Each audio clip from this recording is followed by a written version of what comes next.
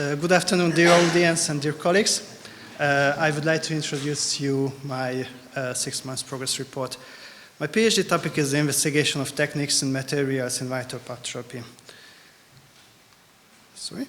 My name is Péter Komora. I'm a first-year PhD student at this moment, and I'm an assistant lecturer and clinical specialist in endodontics. I came from the Department of Restorative Dentistry and Endodontics. My vision is the minimal invasive endodontics, and my mission is to reduce the invasiveness in endodontics through evidence-based science. To fulfill our special goals, we are working at this moment on 2 projects.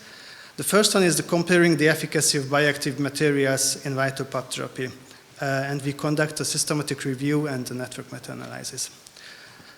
Some words about the background of our topic. The root canal treatment is an invasive treatment option which follows to loss of tooth vitality. After the literature, we can calculate with a quite good success rate, but for these treatment options, we have to calculate with quite high cost. And really important to emphasize that a failed root canal treatment could end up in tooth loss. The vital pulp therapy treatments aim to preserve the pulp vitality in order to avoid the root canal treatment. And as you see on the slide, we can also calculate with a quite good success rate and less cost. The MTA is the abbreviation of the mineral trioxide aggregate, is the gold standard bioactive material for vital pulp therapy. But in the last 10 and 15 years, a lot of new materials came to the market with less drawbacks to MTA, and our aim is to compare these bioactive materials in vital pulp therapy. So we have a clinical question. Is there a difference in efficacy of different bioactive materials to MTA in permanent teeth? We use the PICO framework, and our hypothesis is that the new bioactive materials are at least efficient in preserving pulp vitality than MTA. We conducted our systematic search in 4 different databases, and at the end we had 15 eligible full-text articles. Our outcome is a success rate of the vital pulp therapy treatment after 6 months, 12 months, and 24 months follow-up. Our measure of effect was the odds ratio with 95% confidence interval. On the first slide, you can see our network plot. Here you can see the compared materials, and to every material belong a bubble, and the size of this bubble means the number of patients who were treated with this type of material. And the lines between the materials represent the direct comparison, and the number of the lines means the number of studies. On the next slide, you can see our outcome forest plot and the p-score. The outcome forest plot is a summary of these materials, and here the interventional materials are compared to the MTA. That's the reason that the MTA get the value 1, and the materials who get a value less than 1, these materials perform better than the MTA, and the materials which has a higher value than 1, these perform worse than the MTA. But another important information about the outcome forest plot, that here you can already see a ranking between the materials, but really important to emphasize here that we don't have any significant differences in the efficacy of the different materials. And on the right side, you can see the p-score. It represents a probability that the material is in the right position of the ranking, and there you can see a ranking between the materials. And really important to emphasize after the 6 months results that the MTA doesn't perform, or it seems it doesn't perform really well. After 12 months, here you can see also our network plot. And after the results, you can see that here is dramatical changes in the outcome forest plot and in the p-score as well. You can see on the outcome forest plot that the MTA is already on the top of the list, and here we already have some significant results. And you can see the Theracal LC, the calcium hydroxide, and the calcium hydroxide LC. In case of Theracal LC, we don't have really strong mathematical evidence. that this material is performs significantly worse than the MTA, but in case of calcium hydroxide and calcium hydroxide LC, we have really strong mathematical evidence. And on the P-score, on the ranking, you can see that the MTA is already on the top of the list.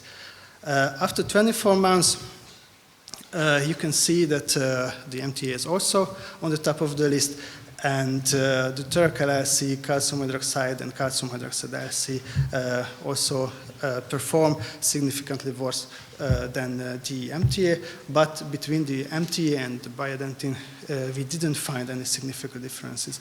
And on the P-score, it represents the ranking of the materials. You can see that the MTA is a clear winner after 24 months. The strengths of our studies, these are randomized clinical trials, and we could reach a really high sample size, and we used an integrated method for success rate calculation. The limitation you see on our network plot that not every arm is strong in the network, and there are comparisons with only one study. Our conclusion, the MTA is the most efficient material in vital pulp therapy after 12 and 24 months respectively, but the difference between the efficacy of the MTA and the biodentin was not statistically significant after 24 months. So implication for the practice, the biodentin could be a good alternative of MTA in vital pulp therapy treatments, and really important to emphasize that the 6 months follow-up is not enough to evaluate the success of the vital pulp therapy treatment. And our implication for the research, the results of clinical trials need to publish after 6, 12, and 24 months respectively, and we need more randomized clinical trials to evaluate the efficacy of novel calcium silicate sealers. Here you can see our progression with the first project. We started to write the manuscript with the method section, and you can see our target journals. Some words about my second topic. It's comparing the root canal filling quality of calcium silicate based sealers. It's also a systematic review and meta-analysis. In particular, pulpal and periapical pathosis is the only option to save a tooth is the root canal therapy. As I mentioned previously, we can calculate with quite good success rate, and an essential step in root canal therapy to maintain a well-sealed root canal system. The AH+ material, it's an epoxy amine resin type material. It's the gold standard material for sealing of root canal system. But in the last decade, new calcium silicate-based sealers came also on the market with promising biological benefits. And our aim is to compare the different sealers in root canal therapy. Our clinical question, is there a difference in root canal filling quality of different calcium silicate-based sealers to AH+? Here we also use the PICO framework, and our hypothesis is the quality of root canal filling with new calcium silicate-based sealer are improved than with AH+.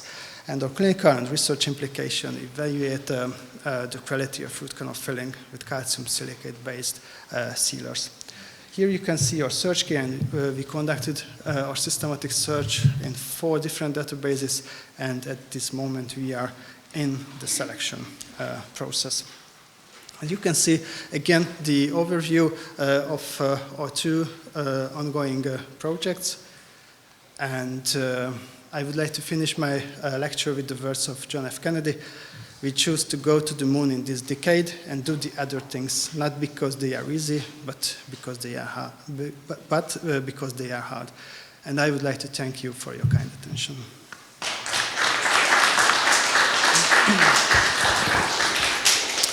Congratulations for your great presentation. I only have a practical question.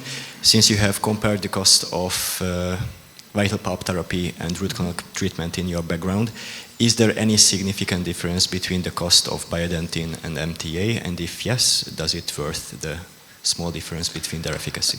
Yes, thank you for your question. Yes, that was one of our main aim to see, and there is a significant less cost with the biodentin, and we have also other clinical benefits, so it's easier to handle, and the setting time is less, so we can use it easier in our clinical environment. Thank you. I have only one comment. We use biodentine in Péter for many years instead of MTA. Thank you. Thank you for your comment. Okay. Some new questions has come up. So otherwise, all these studies were comparable regarding of the methodology they used for the applications.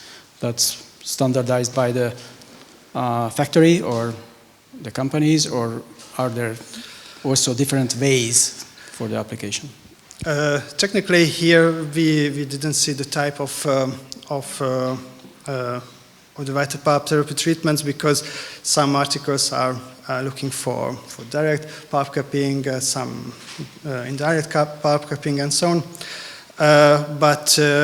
But in every articles they used the recommendation of the company who produced this material, and it was standardized. Yes. Mm-hmm. So it is also standardized how much, let's say, the pulp was exposed in each stage, or it no, wasn't at all? it wasn't standardized. So if there was a direct pulp capping, there was no information about how big was the size of this capping part. So would it influence the results if you have a larger one or a smaller one? Openings? It could be, but we don't have information about it. Okay. We have 2 more minutes for discussion. So, University chooses biodentine instead of MTA. So, what do you recommend to them? Turn back to MTA or stay with biodentine? This is a time of discussion, so I mean, nobody will kill anybody anyway. After our results, they are using the proper material for this type of treatment. So because there are no significant differences, so these are performed really well in a clinical environment, and this type of material has some clinical benefits. So I think this is important. So maybe there are some good reasons for use one of the two, but both of them are emerging out of the others, I mean, as being much better, if I'm right. Yes.